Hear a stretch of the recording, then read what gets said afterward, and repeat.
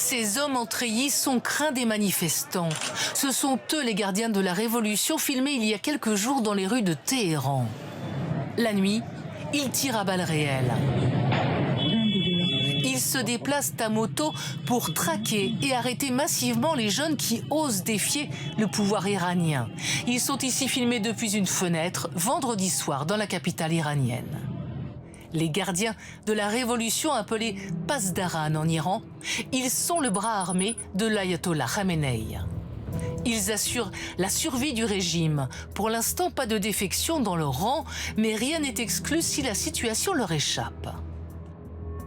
Il peut y avoir effectivement des factions à l'intérieur des gardiens de la Révolution, du commandement, qui souhaitent sauver leur tête, sauver leur peau et continuer à participer à un pouvoir politique en dehors du système religieux. Le guide suprême peut s'appuyer sur les forces armées traditionnelles, environ 250 000 militaires. Mais sa force de frappe, ce sont bien les gardiens de la Révolution, 190 000 combattants, sur terre, dans les airs et en mer, avec des forces spéciales et une milice populaire, une réserve de 600 000 civils. C'est en 1979 que ce corps des gardiens de la Révolution a été créé, peu après l'avènement de la République islamique. L'ayatollah Khomeini se méfiait de l'armée qui avait servi le Shah. Il a choisi les miliciens les plus fidèles et pieux.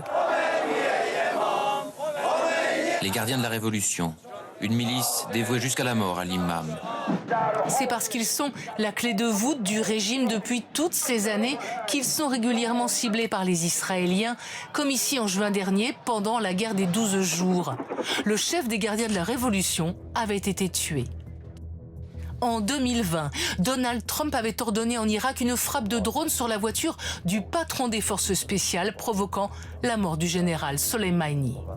Le mouvement des Pasdaran a été affaibli, mais à chaque fois, il remplace ses dirigeants éliminés pour assurer la survie du régime des mollahs.